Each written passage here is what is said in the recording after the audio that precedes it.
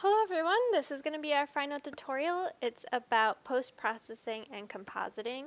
So when you guys finish up your render, you can always bring it into Photoshop, do any alterations you like. If you want to make some color pop, color changes, add any effects, that's totally acceptable. It's usually part of the 3D workflow. But there are some options that you can do in Blender in the compositing window. So I'm going to show how to do mist and more fog, um, like sunbeam effects, because that's usually relevant for a lot of people's corner narratives, and then a glow to make lights look a little bit more realistic. I, this is this is what we're gonna be doing. I'm gonna try to remake this. I was gonna do also a tutorial about freestyle render, so I'm not gonna do that now. I did post. First, I'll explain what it is. So if you guys ever want to do for toon shading, there isn't a technical good toon shader in Blender, but there is this. It's called freestyle render. It'll give an outline to your objects in your scene. So I did post on the class resources page. Someone that's really good at using this does a tutorial of just how to make it work, very basic. It's usually just a checkbox you have to check and it'll work. You just have to combine stuff in the compositing window because it's going to render your material image and then an outline image, and you just have to combine them. So he'll show you guys how to do that, but he also has a couple more modifiers you could put on to play around with the thickness of the line and everything. So if you do want an outline on your final render for a toon effect, there is a way to do that. It's just with a post render setup kind of deal. So do check that out. It's on the class resources page. But we're gonna go over this stuff, this nonsense. So here's gonna be my final image that hopefully we can get to again. And here's our spaghetti that we're gonna end up with. So once you have rendered, after I make this full screen of course, okay. After you've rendered your image, hello, I would just like to see my, thank you. So this is the actual render of this image.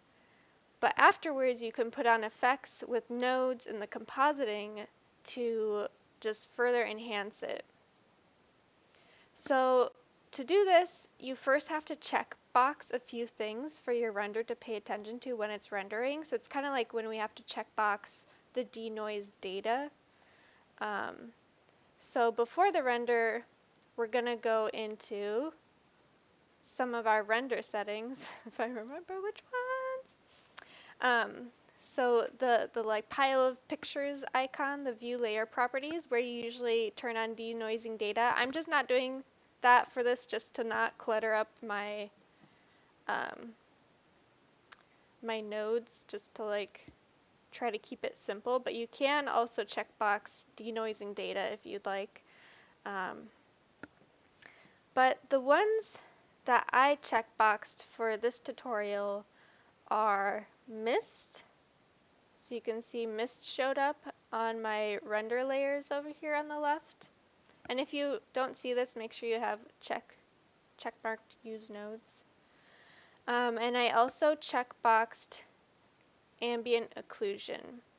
So ambient occlusion is basically further defining your forms with shadows that pay attention to how far light can travel between details. So the scene I actually have does not a very good job with ambient occlusion. It usually works really nice.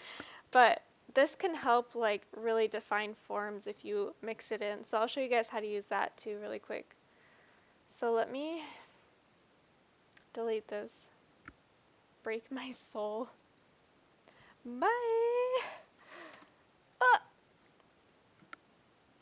Oh, wait, let me undo that. I want my composite tab.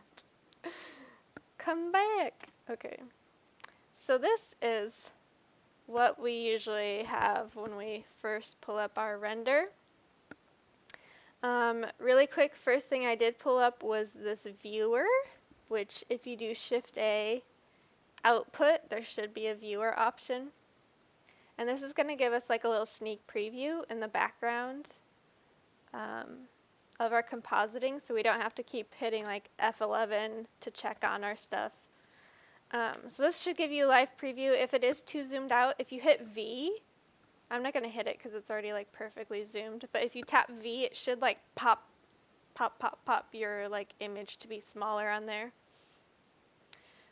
So first thing we're going to do is pop that ambient occlusion on. So again, before the render, checkbox, in our render layer properties or view layer properties, mist and ambient occlusion for what we're doing in this tutorial. You might only want one or the other. I'll show you guys like what each does. Also, if you are rendering in layers, you're going to have to make sure you checkbox these for every layer you're rendering. Then I did my render. I skipped over that part just to save time. But now this is what we have as our render layer. We have image with mist and AO added onto it. So let us begin. Let me make sure I open up this little spaghetti mess to make sure I connect the spaghetti. So most of this is going to be using the mix node. So if we do Shift A, and remember where mix is, this is going to be I Spy. This is all going to be I Spy. I'm going to type in mix. No I Spy today. So get your mix node out, and we want to combine the AO and the image. So actually, really quick, let me show you what the AO did. If I pop that into the viewer, this is what the ambient occlusion looks like. It's just going to be like, let me show a better one on the internet. The internet. It's going to be like a black-white grayscale image that's really going to accentuate form. So again, if you want further definition, ambient occlusion is really helpful. I just did bad. I did poorly. So we're going to mix them together. So I'm going to pop my image, my like actual like render image, and the ambient occlusion together. So this is a mix. So like them combined, what we actually want for ambient occlusion and ambient occlusion only for today is to use multiply. So you can see if we swipe that factor left or right, you can get a little bit more definition in those shadows and details just by mixing in some of that AO render. So that's phase one, popping in ambient occlusion. Phase two, mist, render fog. I should put this in the fog tutorial. We want more mix. Oh, I could have just duplicated that, but hard mode. So for this, we want to mix this mist node and our new image. So if I wasn't doing it the ambient occlusion, I would hook up image to image. But now that I have this new image, new and improved, I'm going to hook that up. And I'm going to hook up, see, this is where there's like 2 steps to mist. I have to make sure I do them right. Yes, I'm going to mix the mist into the factor. So rather than putting the mix into the image is whiteness. And or whatever color you choose. And the mist is going to be like how thick that whiteness is. So let me connect that to the viewer. Whenever you need to like do a sneak peek, you could pop that over. So you can see now it's using this mist that it just like you checkboxed it. Now mist exists when it's like rendering. I don't actually know how it works. and it's using white as the base of like what the other image is, and it's mixing your color image with the white image using this mist. So this is what we have. You can change this again. Let's do some like spooky aqua mist. So this is just to like pop mist into the scene. If you want to play around with the level, you're going to do another mix node. So this is just going to be like all of the mix nodes. This just like gives you mist. It doesn't let you determine how much mist there is. So if I do Shift D, I can just like nicely like sprocket that between them. And now I'm going to bring that mix node again to where it says image. No, this isn't right. Back. So now, so this is my mist image. I want it to mix with my normal image, so I could determine how much of each I want. So I might want less of the mist image mixed in compared to the non-mist image. So you can, 0 would be all of the mist, 1 would be none of the mist, because it's choosing between the misty image and the OG image. As I try to speak. So you can slide that factor left and right to have more or less mist. I'll do a very small amount. Small amount, but still noticeable because I like mist. So here we have some just like back fog in, just to like fog up that background. So this might be just all you do. So I'm just showing like a whole bunch of different things. This isn't necessarily the workflow of you need to include each of these things. The ambient occlusion was just going to add some definition. You might not need that or want it. The mist one is just going to add some mist, so you might not want that. So you can just ignore all of these mixed shaders. So it's really just these new mix shaders, this image on the right side, the output image, is always just like a new version of this image from your render. So just imagine that now these are there, like it's new and improved. So now what do we want? Sunbeams! Sorry, like sunbeams. Do I know where these are? See, this is why the little search is helpful. Sunbeams, I found it. Okay, filter. Are all these under filter? I have no idea.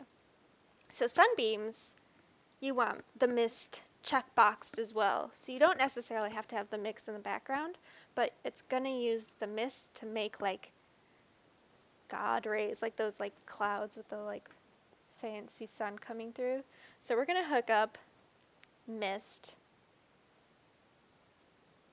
to image, and then technically I can just either put in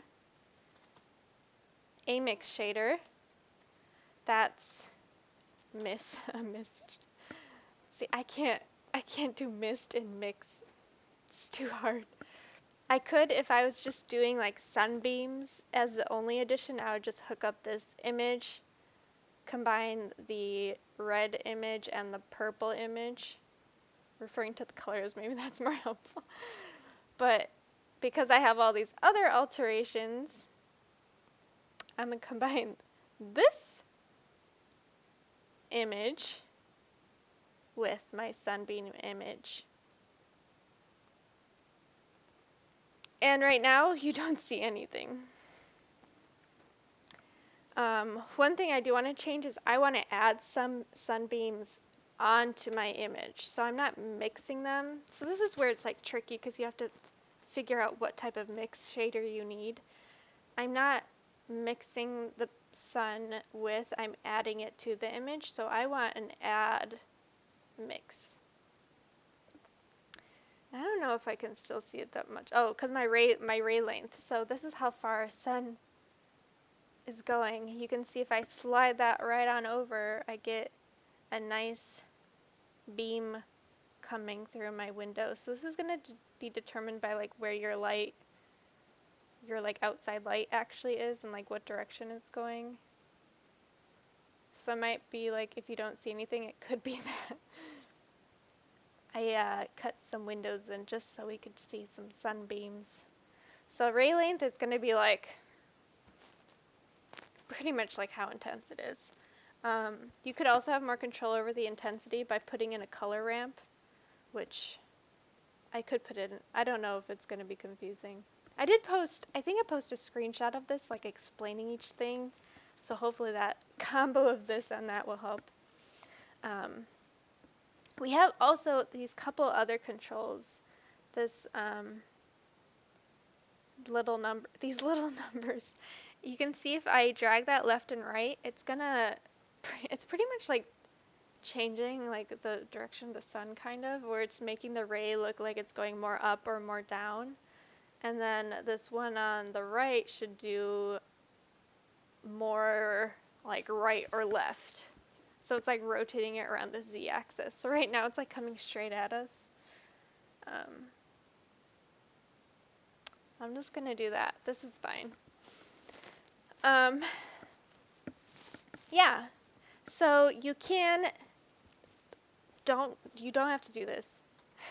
But if you want some more control, there's always the opportunity with these nodes to have more control, which is this is where it's like, please help.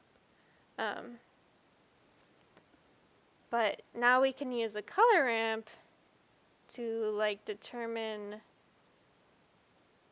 like the like scaling and like workings of this light, and I could add like an infinite amount of other things to help like control that. I'm not actually going to play with that because that's probably too much. We'll skip over that. Pretend nothing happened. There is a potential for that. That's the lesson there. Okay, what else do we want to add? So we have ambient occlusion, we have some fog. These two were for the fog. This was for putting the sunbeams, so maybe I'll put it down there. Maybe that would help as we make this spider web. Last thing is glow. Hello, thank you. This one it's glare, sorry. Glare. So if you want your lamps and your lights to look more like glowy, not just these hard outlines, if you have bad eyes like me, your lights will super glow with your normal eyes. We can, again, find your latest image version, wherever that might be. Can hook that image up to the output.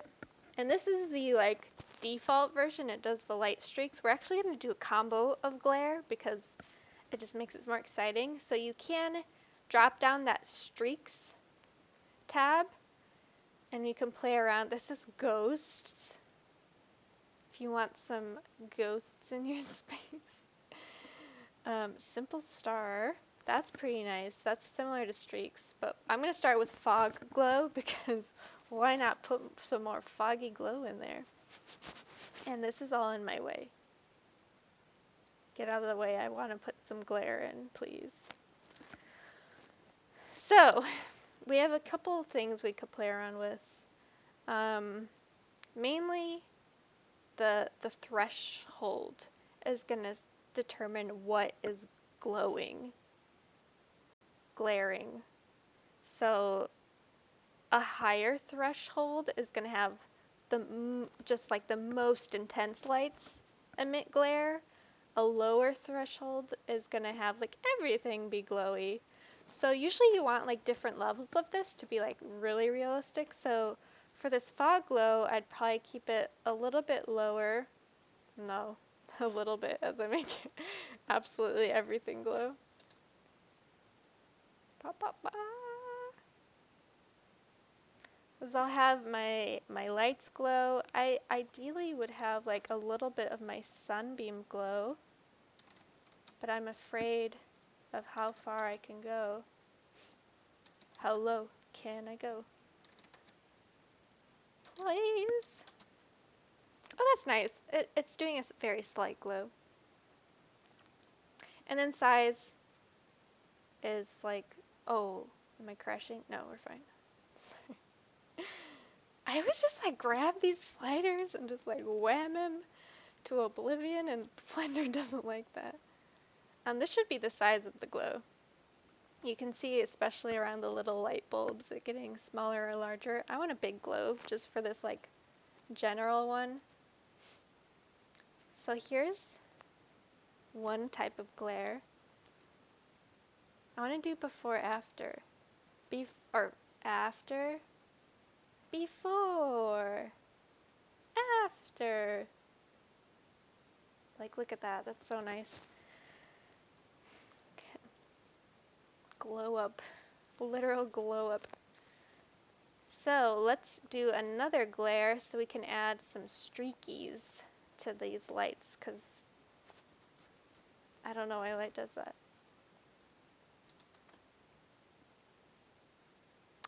More glare. I could have just done shifty. I don't know why I'm not doing that. But I'm going to pop another glare one in, and I actually do want the streaks. Maybe I would want the simple star. I'm going to do streaks. And for this, again, threshold means the same thing. It's what intensity of light you want included. So I only want the brightest of the bright to get these. This is a high prestigious group of glare. And then you could say how many streaks. So I don't like that there's 4. I want an odd number. You can also fade it away because that's super intense. Oh. Made it more intense. There we go. See, look! I love this. Sorry, if you can't tell, this is something I learned about recently. I find it very exciting. So there we have it. So this is, right now, it's only hooked up to my viewer, so if I went and hit F11 and went to my composite view, it still looks like that OG image. Oh, before, after. But if I hook this up to my composite, then I can see here it's all happening, and I could go in, save this image, and this would be my new OG image, rather than that boring old unglowing one before. So again, you can also do this in Photoshop, but this is like Blender, like paying attention to its own self, like its own renders to do this setting. So it'll be like a little bit more intelligent and procedural about stuff. Yeah, and I do have a screenshot of this spaghetti, like all of this nonsense, posted in their class resources. You don't necessarily have to do all of this. I just wanted to show like this isn't even full potential, just like ones I really like, which again, ambient occlusion, we hooked up to more define the shadows. Didn't really work for mine though, because we don't have a good C. And then we added in some more mist because I love mist. So this might be a way to do mist without working with all the other stuff, but it's just going to have like a nice little background mist.